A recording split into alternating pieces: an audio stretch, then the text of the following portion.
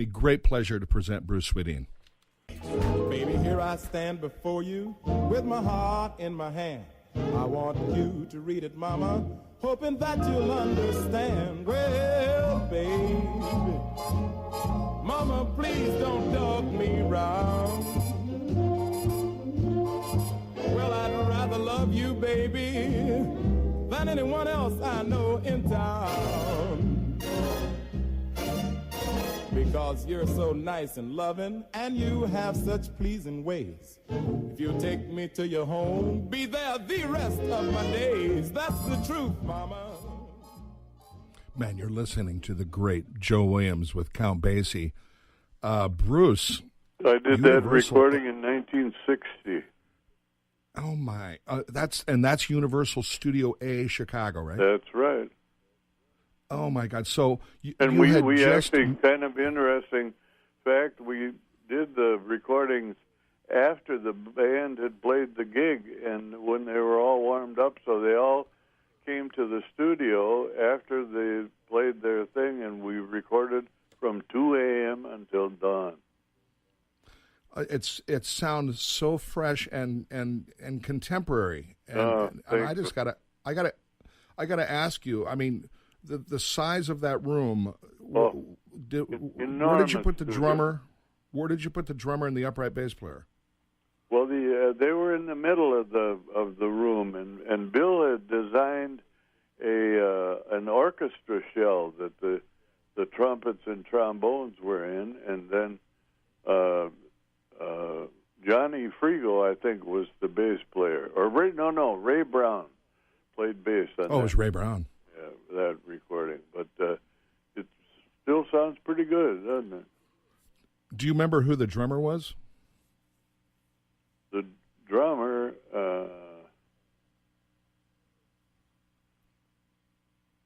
I should know that Jack also. Norton. Well, I'll tell you what. I mean, when I listen to these records and the way you captured the band, and it's not just with this band. It's anything you've ever done, Bruce. But the big band stuff almost has a warm sting to it, if that makes sense. Well, yeah. Thank you. That's a real compliment. How do you visualize your sound and dimension? Actually, I have a physical problem. It's called synesthesia. Have you heard of it? No. It's where when I hear a sound and it has to be a certain color for it to be right. Oh. You know, the human being is primarily a visual animal, and sound is our second sense. But with me, it's in other words, a low sound will be purple or even black, and so it's kind of interesting. But if I don't see the right colors, I think Quincy has the same thing. Quincy we should talk a little bit about Quincy. We've got a lot of time in the show, and that's coming up. So we can definitely talk about Quincy. How did you though convert from mono to stereo? Well, that was at about 1958, and all the record company executives says there's no future in stereo, and of course I love stereo, and Bill Putnam loves stereo, and because it's a way of creating a sound field that has a big amount of space. You can't put space into a recording in monaural. That just can't be done. It's physically impossible. But stereo, you can really create tremendous depth, not only left to right, but front to back.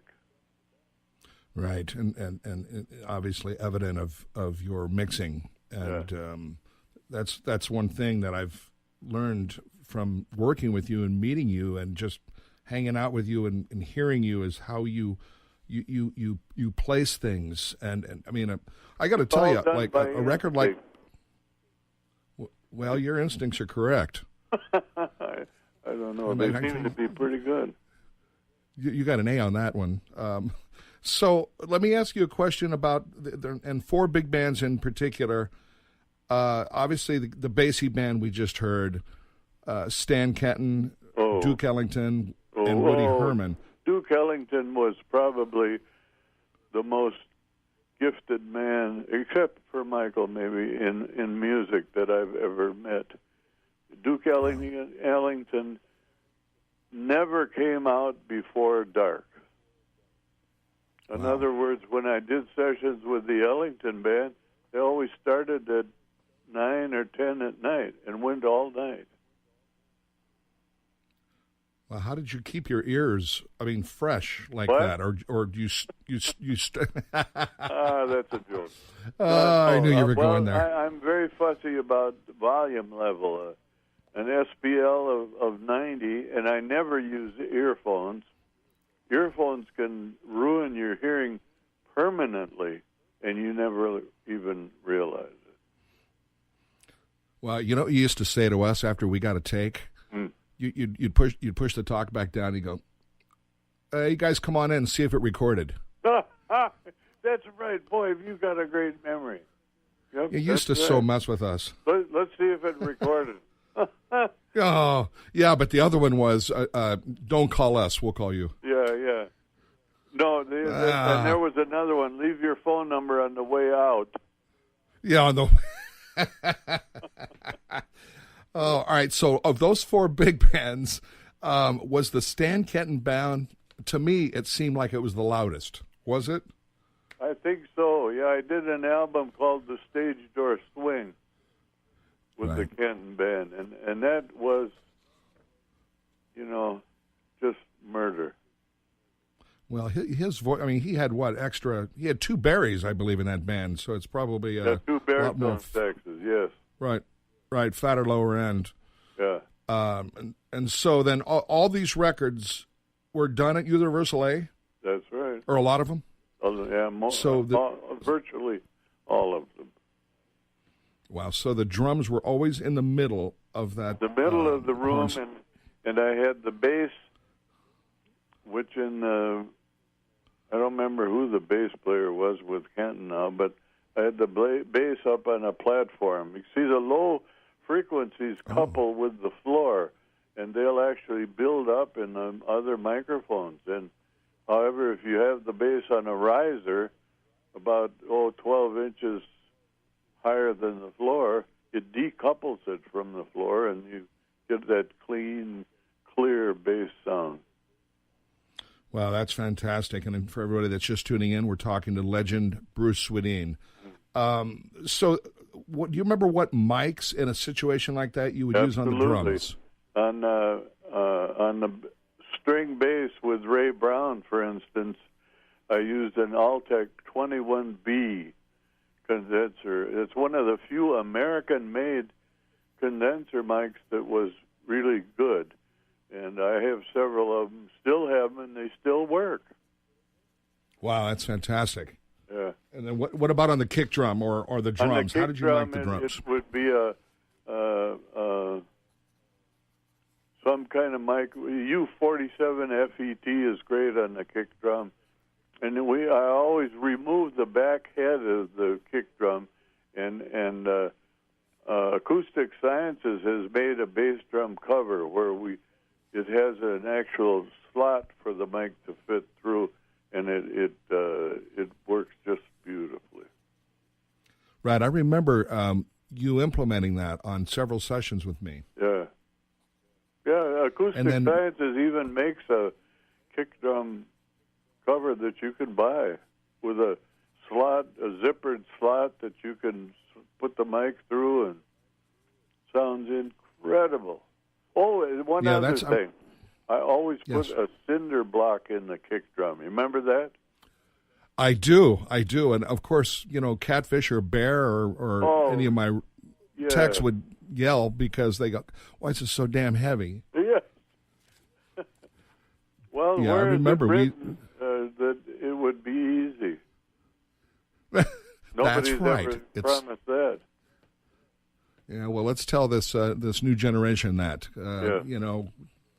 Now, just finishing up on the miking of the drums in this big band setting, what would you use on the snare and the overheads? On the snare would be probably an SM57 or not usually a condenser mic, because the transient would be so heavy that it would probably make it very difficult to master.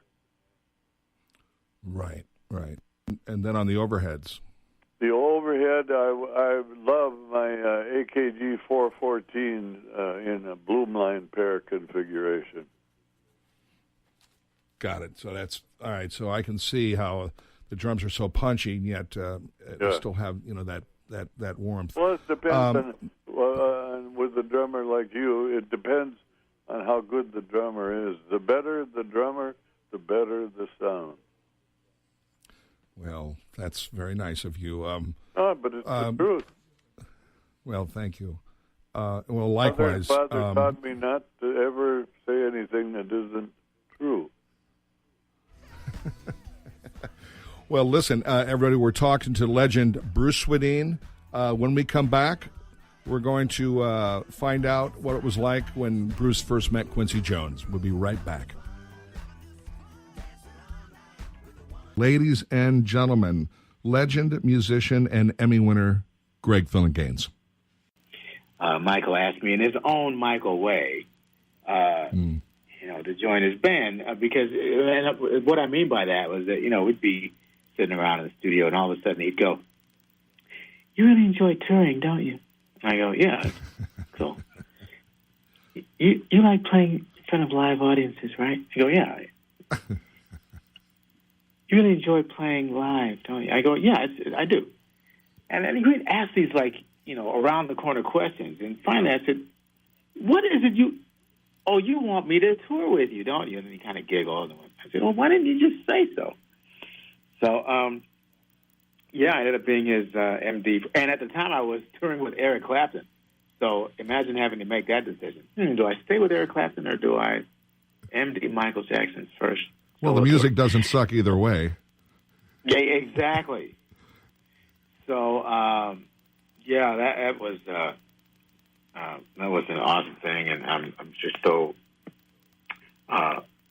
grateful and honored to have been part of their lives like that. And our lives intertwined for years, and we were in and out of touch with each other, whatever. And then in 2001, I was asked to MD their 30th anniversary shows at the Garden, and that was I think another full circle moment with them, because I remember being backstage with them and being able to tell them, I was in a little huddle with the brothers, and I remember telling them, I never in my wildest dreams imagined that, when I was in high school listening to I Want You Back, that one day I'd be in a locker room at Madison Square Garden getting ready to tell you guys to have a good show. It was mind-boggling to me. And I got to tell Michael the same thing, when I went to his room. And it was just really, really unforgettable. It was such a huge blessing, one of the millions that God's given me. And I am just,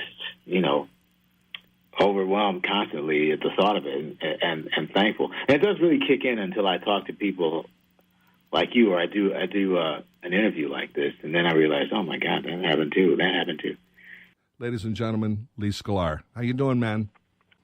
Well, you're juggling several live gigs right now, aren't you? It's pretty nuts. I started the year out. David Hungate had come back and was playing with Toto over the past 2 years, and then he decided he wanted to stop touring. So Lukather called me up and asked me if I wanted to come back with the guys again, and I said, no, I'd love to. So I learned the new show that they're doing, and we went out and we did Europe, and then we went to Japan. And then as soon as we finished Japan, I joined back up with Judith Owen, who's married to Harry Shearer from Spinal Tap, and he does most of the voices on The Simpsons. And Judith is a Welsh singer-songwriter, pianist. who I absolutely adore. She's one of the most gifted artists I've ever worked with. And we've been out, we just finished doing Europe, and we did Australia. And I'm off for about a month and a half now just doing studio work back in L.A., and then I leave on August 10th, I think, to start Toto's U.S. tour for about 5 weeks. And as soon as that's over, I'm back with Judith again until Thanksgiving in Europe. And then there's some other things going on, some potential things that are firming up for December and for next year. But right now I've got, if everything comes through that's in the book right now next year, I've already got 6 months of next year booked, and some stuff actually for 2018. So, you know, I'm as the old joke goes, man, I'm living the dream, because as you know, this business has gone through ups and downs. You know, when the drum machines hit, when synths hit, and everybody was kind of waiting out trends. Some of the trends were really cutting into what we did. I was lucky that I was touring as much as I did, because if I had just been doing studio work, things would have been really scary. But I would take advantage of when things were slow in the studio and latch onto a tour and hit the road. So it's been an amazing run. But I really try to keep as many like a juggler who's sitting there. I'm not juggling one ball. I'm juggling about 6. And trying to keep everything up in the air at all times. And it's a real challenge, and it's a lot of work, but I love it. You know, there's, like I said in the beginning of this, there's nothing like sitting down in front or standing in front of an audience and connecting with them. That's the elixir, and the juices are become hyper at that point. Ladies and gentlemen, an American icon, a true living legend, Al Schmitt. Welcome to Vinyl Night, Al. Well, the original thing, and it's so true, is just follow your heart. I mean, do something you love. And, it's the old saying, if you do something you love, you never work a day in your life. Well, that's really true. And I say all the time, isn't it great that I get paid to do something I would really do for nothing? Because I love it so much. And if you love it, you'll be good at it. Keep your ears open, learn. Take notes. That's really important. Always kind of have a little pad with you. If you're visiting somebody that's an engineer who's doing a session, take notes on what he's done, how the setup looks and all. It just, and again, the most important thing is if you love music and follow your heart, you'll really have a good life and you'll be good at what you do. Ladies and gentlemen, my mentor, master teacher, Ed Soph. Welcome to Vinyl Night, Ed.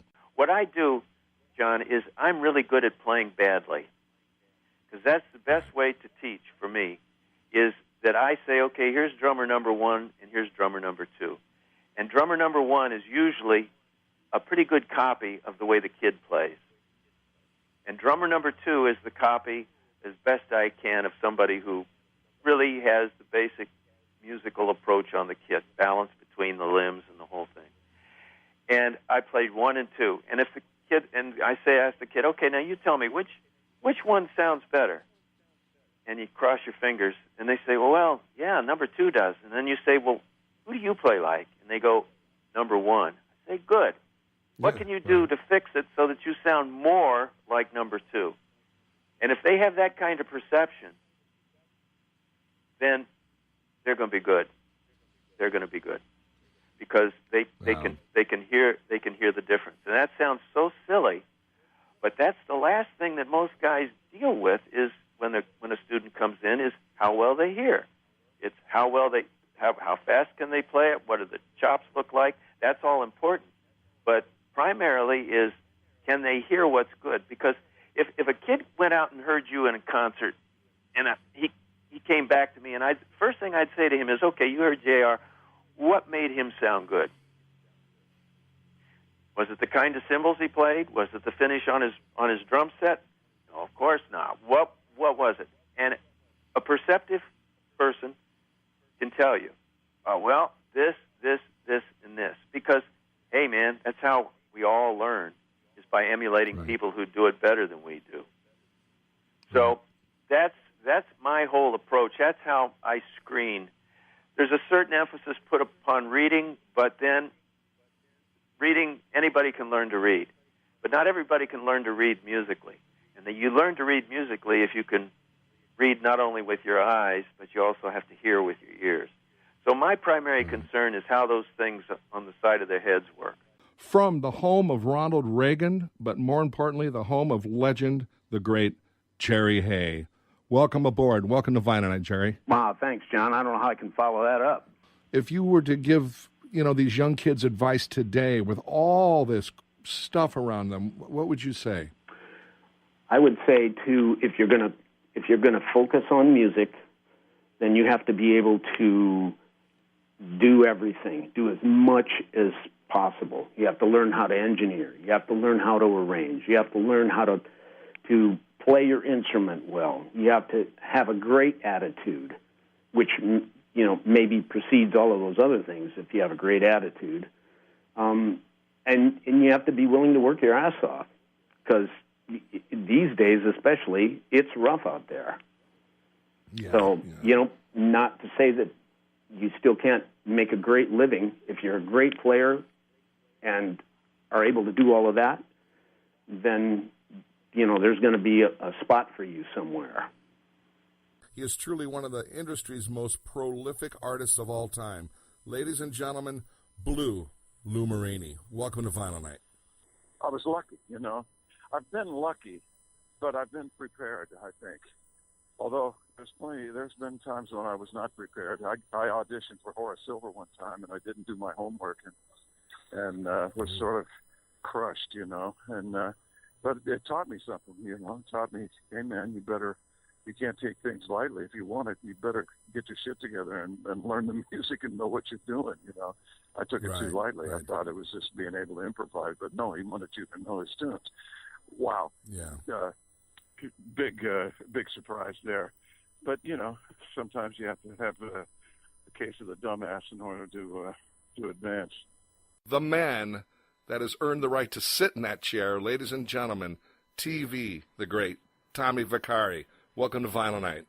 But, Tommy, you in between all that, you still do the Oscars every year, Academy Awards for over 17 years. Yeah, it'll be 18 years. It's 18 years now as well. For some, 18. Yeah, 18 years. I started. That was another Quincy Jones thing. Quincy called me and said, "What are you doing tomorrow?" And I said, "I don't know. Well, nothing." I said, "Well, what's going on?" He said, "I want you to come to this meeting." I said, "What is it?" He said, "Just come." So I went to a meeting, and it was the Academy Award breakfast, and I'm standing there, and they're introducing all these people, and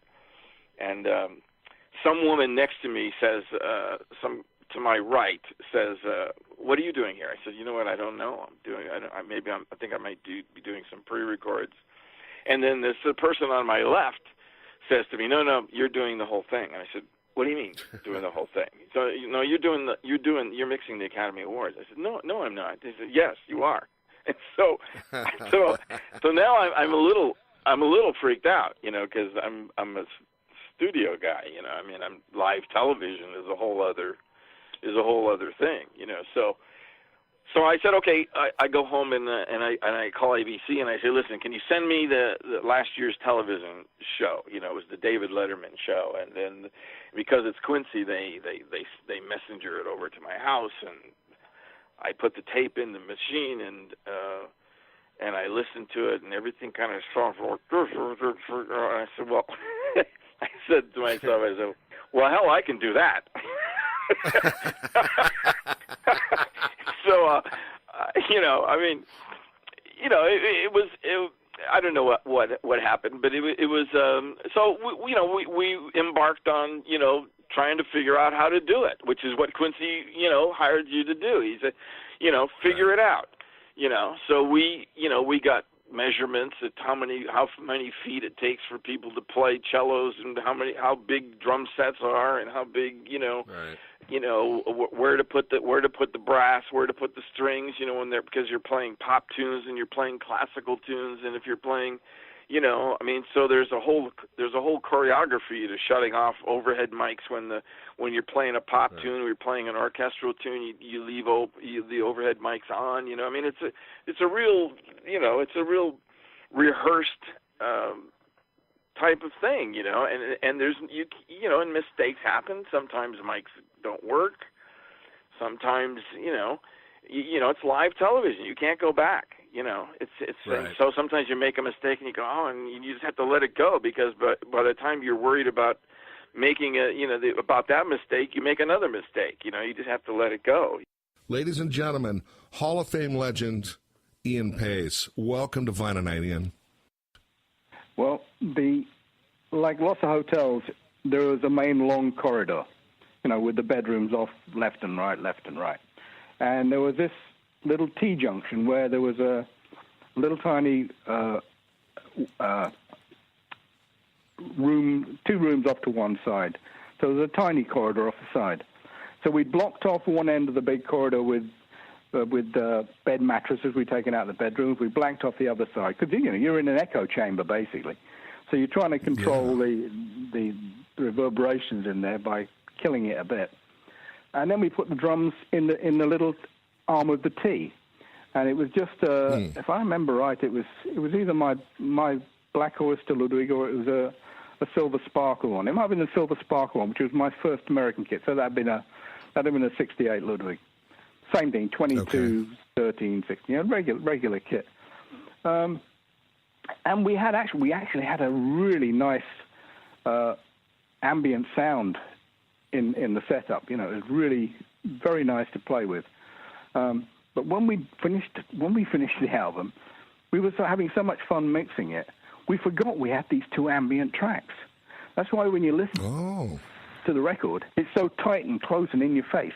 You really are 2 inches away from the snare drum.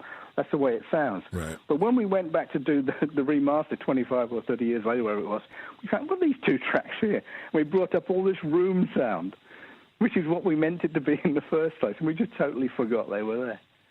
Quite amazing. Well, maybe that was a good mistake in a sense, because it is in your face, and people feel that, Yeah, and of course, because it's that close, you hear all the little nuances, you hear all the little drum lines, you hear the little drags, the little push notes, you hear everything.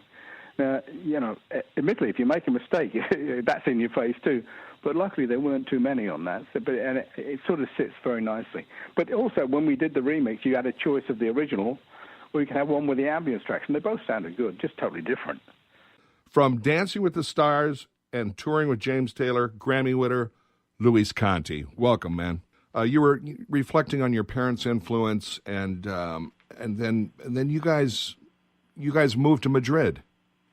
Yeah, well, actually, I went first. I went because there was a military age that they passed in the island. Mr. Castro passed it was the age. At the age of 15, you couldn't travel. A male or a female, at the age of 15, you were in the military age, so you were not allowed to travel out of the country. So my dad tried to get me out of there and was able to get me out of the island before I actually left when I was 14 years, 11 months and a half. 2 more weeks, I would have been stuck down there. And I could only go by myself because my dad was a doctor, as I said, and they wouldn't let him out because they wanted him to stay. But I was able to leave. I was on my own. I went to Spain. I was taken care of by some a Catholic committee that would take care of refugees up there from the Freedom Flights. And then from there, I had a relative, like you mentioned before, in Hollywood. My cousin, a faraway cousin, whose name is actually Luis Conte also. And he lived in Hollywood, out of all places. It was meant to be, man. And I went to Hollywood High School. There I was, boom, 15 years old. That's a total shell shock. But did you know, or who were your first musicians you met there at Hollywood High? Musicians in Hollywood High, I didn't meet anybody until I met some local boys that lived a couple of blocks away, and I forget their names. I know one of the guys' name was Kevin. I forget the last name. And there were two brothers, and they had guitars and they had a drum set, and they were starting to start a band, and I started playing with them, and we put a little band together called the Turnkeys. and we played, we just started playing, we got a couple of little school nights, sports nights over at high school, and just jammed around. But I was just kind of like, during my high school times, man, I was kind of like just in limbo because, I lived with my cousin, who I didn't know real well, but they were wonderful, and I was glad to be there. I was real thankful, but I was just like, miss my country and my family like crazy, my mom and dad. So I was sort of like, just in limbo. I was just trying, plus the Vietnam War was going on, and I was like, kept thinking, it's like, man, I came all the way out here to go to Vietnam, and, it was all this shit was going on in my head. What about so the I wasn't really focused on anything. The language. What about were you speaking English at that point? No, the language for me was easy, and part of it is because since I listened to such much American music while I was in the island, whatever records we got, I liked the language, and the language, when you're young, it's easy to learn a language, and especially if you like it. So I liked the words, and I would ask, my dad spoke a little bit of English, and I would ask him I remember asking my dad, hey, man, what does this mean? You've got to hide your love away. That's a Beatles song from the Help album. Right. And he would go, well, that kind of, he kind of explained it to me and said, well, this doesn't really make sense if you really look at the words. He said, well, it's kind of a sort of a slang, kind of a way of, So I was into the stuff. So I was speaking English in about 4 months after I got here. Wow, good for you. I mean, pretty good. I was speaking pretty good. And you know how I know? It's because you know when you know a foreign language when you're dreaming in that foreign language. And I actually, I had a crush on this girl, man, in school, man, and I had a dream about it, and I was talking to her in English. So I woke up and said, shit, I know how to speak English now. That's fantastic, man. Ladies and gentlemen, a true musician's musician, legend Dean Parks. Welcome to Vinyl Night. Well, let's see. These days, make friends with the click and make friends with the tuner, and find your voice in all the musical genres that you're interested in. And I don't mean just playing a typical kind of thing.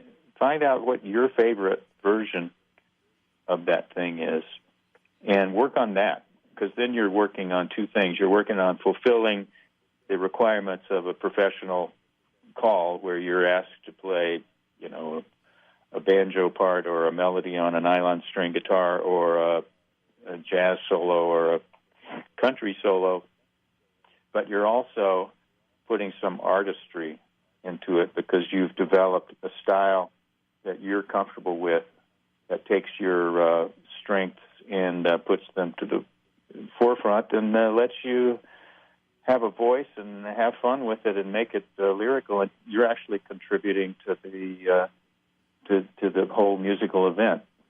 Ladies and gentlemen, a true king, Walfredo de los Reyes Sr. Welcome aboard, buddy. Yeah, and one of the ways that I love to do is if I want to play Peruvian music or Venezuela that has incredible musicians and drummers, Puerto Rico. The best thing to do is to go down there, make a trip down there, and mingle with all the great drummers and musicians in those countries. Argentina, my God, it's fabulous, So you pick up all that, and I think that's what's happening today.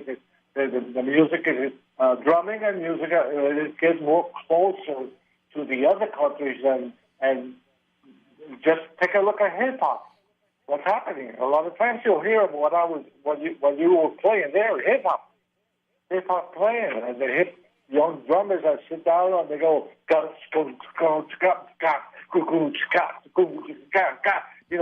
you can hear that those patterns.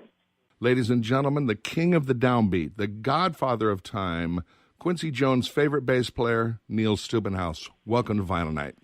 I'll never forget. I mean, right in the early days after Larry, some of the gigs we did with Larry, we opened up for Seals and Crofts, and and I'll never forget. They were booking a bunch of weekends, And they hired me for a few of these weekends, and I was off somewhere. And right in the middle of that weekend, Tom Scott called me out of the clear blue sky and needed me to be in the studio the next day, and I couldn't make it. He said, I got a couple of guys here, and we're short a bass player. He said, Steve Gadd and Richard T. are over here, and Hugh McCracken. He said, why don't you stop by? And I was never in more agony in my life. It was like being in surgery. I couldn't go because I was committed to the gig. But that's how it was, and that's how it started. And touring was a blessing and a curse because you could be stuck on something. But as you know, we had our little rehearsal with John Fogerty, and he wanted to go on the road, so we went. We juggled it. We did juggle it. Can you share the one phrase that John told you and I in the alleyway outside Leeds? Don't get too educated. That one. No. Well, it was similar to that. It sounds like you know it better than me because I remember telling him that my daughter was going to go to Berkeley. He said, "Well, don't let her learn too much." Well, no, this was similar to that, and he goes, we're going to have to rehearse the blues. Oh, well, I thought that was in the middle of the tour when he thought we were being a little bit too creative. He wanted to rehearse the blues. Yeah, I'll never forget think that. maybe you are right there. Yeah, it was somewhere in the tour when Alan Pascal was playing it a little bit too creatively. He said, "I think we need a rehearsal just to rehearse the blues." So, that's Such a good an idea. oxymoron. What are you doing tomorrow? Why don't we rehearse the blues? I think that's a great idea. I got a few records I'm going to brush up on. Ladies and gentlemen, Dr. Funk, the one and only Ndugu Chancellor.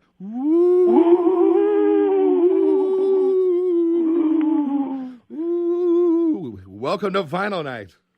Well, I think it's good, for you and I and people and us seasoned individuals is to be able to reach out to other musicians other than drummers. Because that's the link of what changed the music through the eras. And with no connection to the sources of all of those changes, you're kind of shooting in the dark. You're getting some of the information, but not all of it. Because as all of these eras changed, so did the drums and the bass and the guitar and the keyboards, because all of these new things were created. Synthesizers, pedals, different basses, 5-string bass, more drums, bigger drums, more drum heads, different drum heads. All of this stuff was still evolving. A saxophone is still a saxophone, a piano is still a piano. But the drums and the bass and keyboard instruments and guitars, they've been going through all of these changes through the changes in the music. So to be able to connect with people that were there through the changes will connect you better with how it evolves. Ladies and gentlemen, my producer extraordinaire, Russ Titleman. Welcome to Vinyl Night, Russ. And it was for the album 2020, and the song was Beyond the Sea. You want to tell everybody kind of how that went down? Yeah, I will. Let me give you a little background on it. Quincy was producing Frank Sinatra and invited me to one of the sessions. And so, there were folding chairs lined up against the wall. So it was me, Michael Bennett, Michael Jackson, a bunch of other people. And so Lionel Hampton in the band, Benson was in the band, Gadd was on drums, Ray Brown on bass, just all-star, Brecker Brothers, So he did Teach Me Tonight, Sinatra did Teach Me Tonight, and Beyond the Sea. So I think Beyond the Sea was first. So they do the track, and then they took a break. And I was thinking, and I had already gotten the gig to produce George's next record, 2020. So they did Beyond the Sea. They did a Mac the Knife, and my mind immediately went to Beyond the Sea, which was the B-side of the Bobby Darin single, Mac the Knife, with Beyond the Sea on the B-side. And so we took a break, and we were by the coffee machine, and I said, we ought to do Beyond the Sea, I said to George. And he said, I already have an arrangement. I said, what are you talking about? He said, Frank Foster already wrote an arrangement for Beyond the Sea. I said, we're doing it. So, cut to the session where Foster had this beautiful arrangement. He had the band, and Freddie Green is on rhythm guitar on that record. Right. Yeah. So yeah, man. I mean, that's why the time got held together as well as it was. So, and that was in New York, anyway, right? We cut the thing, and I took it home and I listened. And I went, the piano is not up to snuff, and the drum is not up to snuff. So I called you, and I called Joe Sample, and flew out to L.A. And we went in the studio and overdubbed the drums, and after that, we overdubbed the piano, and it was quite a task because the track moved around. But as I said during the break, you nailed the thing. It was just amazing. And George, well, thank you. And George delivered it also. He delivered. What a vocal! I mean, and the little guitar solo, though he didn't do much, is so beautiful. Yeah, it's an emotional thing. And then I called Ralph Burns to write strings on top of what we already had.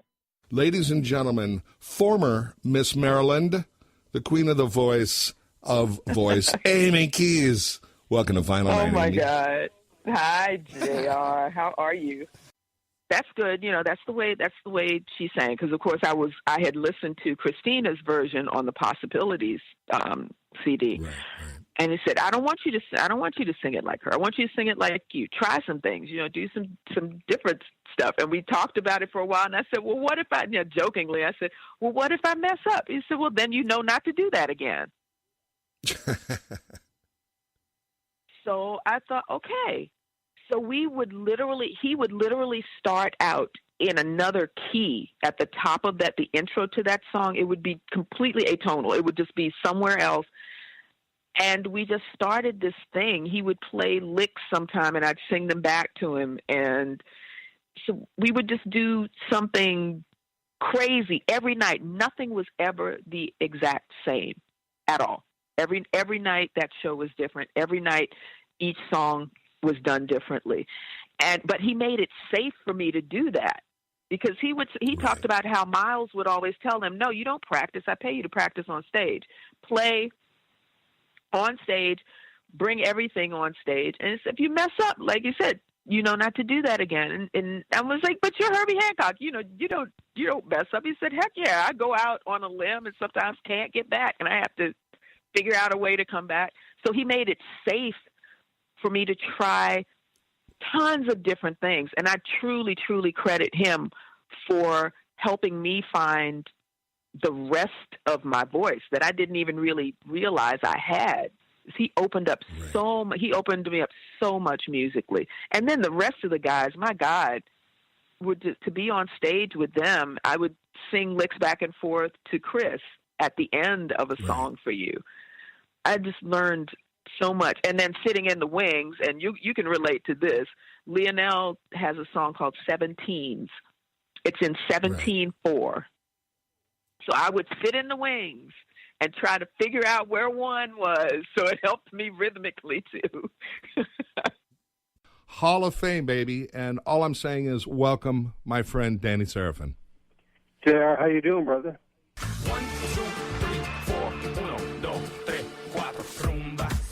Ella quiere su rumba. Rumba. Ella quiere su rumba. Si es verdad que tú eres guapa, yo te voy a poner gozar. We are talking to Hall of Fame drummer Danny Serafin and guest Hawk Walensky. Gentlemen, those could be the most expensive 5 notes in history.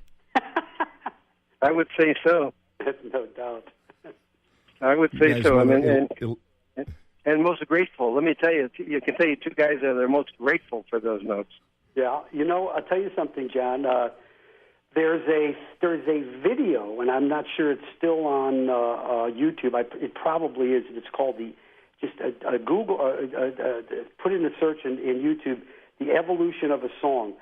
Those 5 notes, plus a little bit extra in other songs, have been responsible for, it has to be close to 20 different dance tunes, including Buckethead's "The Bomb." which was the first one done. And I mean, it goes through the whole. It's a well done, well edited little video feature that shows you the evolution of Street Player. Which, by the way, Danny, I might add, yeah, the Chicago guys did not like that song. I mean, it was on. Well, you know, it was on the Rufus record as well. But Chicago guys didn't really like that song, and it didn't really do very well back then. But it was an attempt at disco, and I think that because the groove worked, there was a lot of stuff in that song to sample. Oh, it was a great song. I mean, it was a really great record. Silver Ramon, we made a great record for Silver Ramon. Yeah. I thought it was cool. Oh yeah, it was a. But yeah, you're right. I had to force it down their throat a little bit. Yeah, but Peter sings a beautiful vocal performance, and really well done. Panko's. By the way, Chicago does it in their show now every night. Did you know that? Right. Yeah. So anyway, well, you see, you can't keep a pit bull down now, can you, gentlemen? No, you can't. No, that was a gift from God, John. It was a gift from God. Believe me. With 6 Grammys and an Emmy, ladies and gentlemen, musician extraordinaire, the great David Paich. Welcome to Vinyl Night, David. Well, when I was 5, here's the thing. When I was 5 years old, I was going to be a drummer, and all I did was live and breathe drums. Wow. Believe it or not, I don't even know if you knew this, but no, I didn't get I didn't get the bug. I didn't get bitten by the piano bug until I was about 8, after I heard Necto play. But at 5 years old, my first drummer I sat next to was Shelly Manne. And my dad was doing a session, I think, for Lena Horne, and it was Shelly Manne, Ray Brown, and Russ Freeman. And I couldn't be more disinterested in the piano.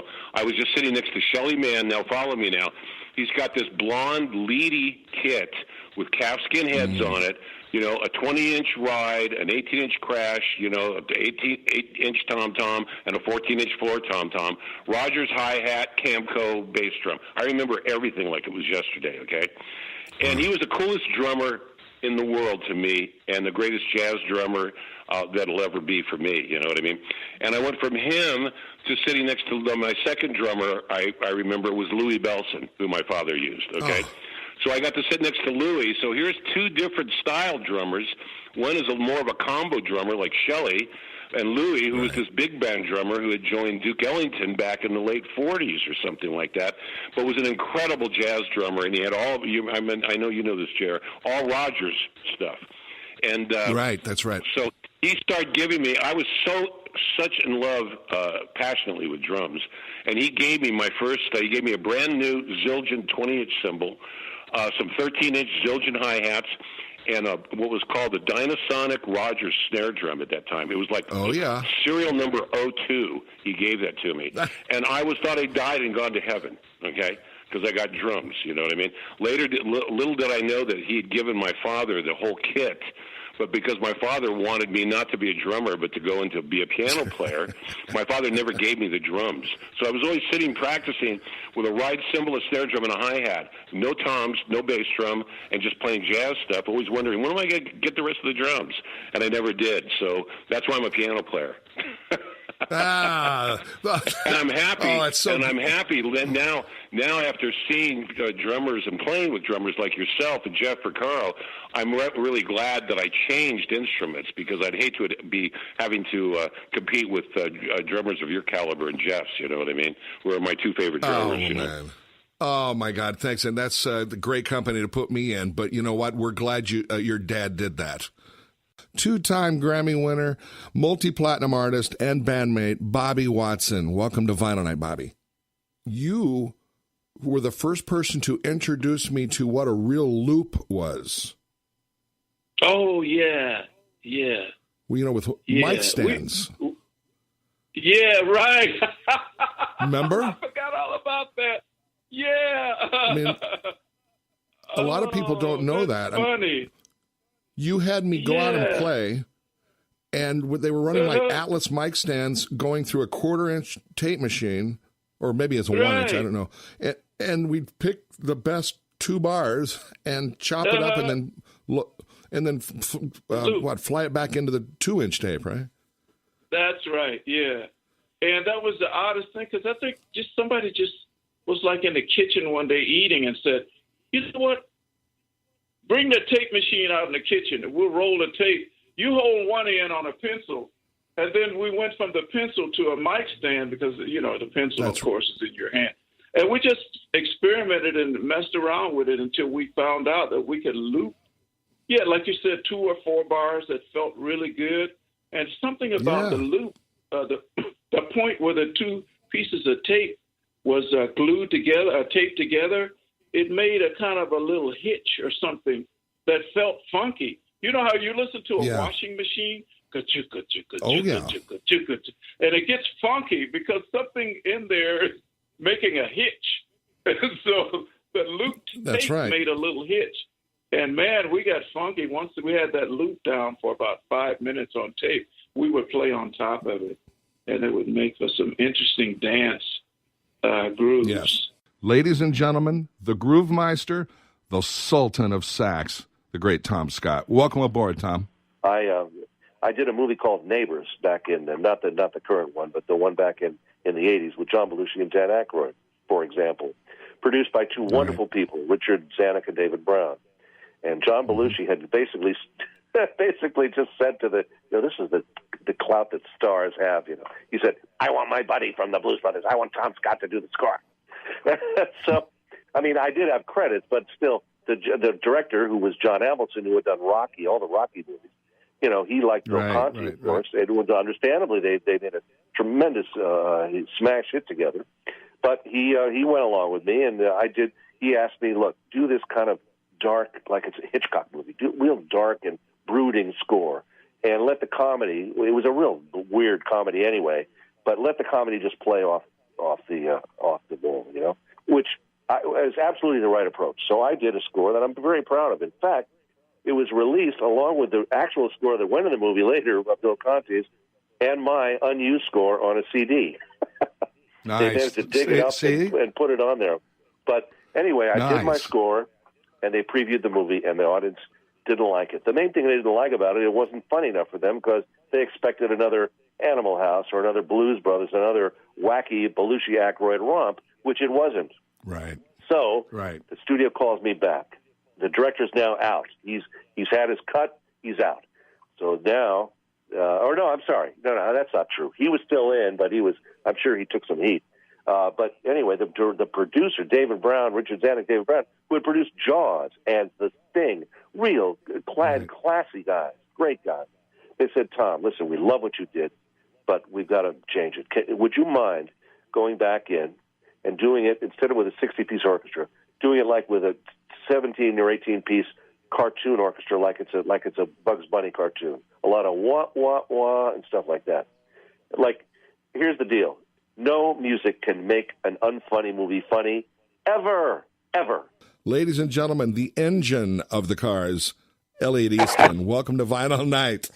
Hey, JR, how are you, buddy?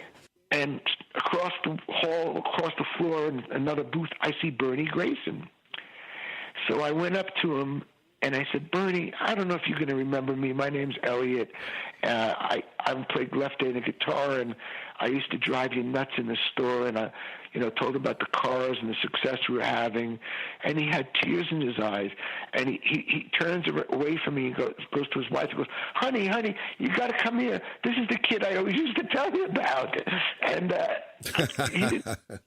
he didn't forget me at all, and I guess he told his wife about this crazy kid who used to love guitars so much that he'd come to the store and work for free, and so that was such a nice feeling, to be able to tell him that, his mentoring and his encouragement and his support actually ended up turning out well, and I was doing well with music. So if there's anybody that comes to mind, I would say Bernie Grayson, just not so much on a musical basis, but just be encouraging me to stay with music and never discouraging me no matter how much of a pain in the neck I was, because he knew I just was guitar crazy. Ladies and gentlemen, the great Steve Dorff. Welcome to Vinyl Night, Steve. But write what you know. If a young kid's, don't write about the family grocer, because I don't know nothing about the grocer, But when I started writing about love and about being hurt and putting my own feelings, what what I was in touch with into the songs, they became real. So. Wow. That's great. That's absolutely great advice. And ladies and gentlemen, legendary engineer and Rose's husband, Ed Cherney. Welcome to Vinyl Night, Ed. Make people feel like crying or dancing or laughing or, whatever it is that the songwriter is trying to say. You find a way to do that. And you wouldn't think there is, but there's a way, there's a balance, there's a reverb, there's something, a shape of things that you can take a song and make people feel something. And I can give you an example. There's a song we did with Bonnie Raitt called I Can't Make You Love Me. And coincidentally, it was just announced that it was put into the Grammy Hall of Fame, meaning it's a recording that has some sort of cultural significance. But this is a record we were somehow able to do that. And I couldn't tell you how, but just stayed with it. And this is a timeless record, but it has to do with her performance and the performance of the musicians and the arrangement, certainly. But, I found a way to frame it that makes you feel emotion, make you feel something.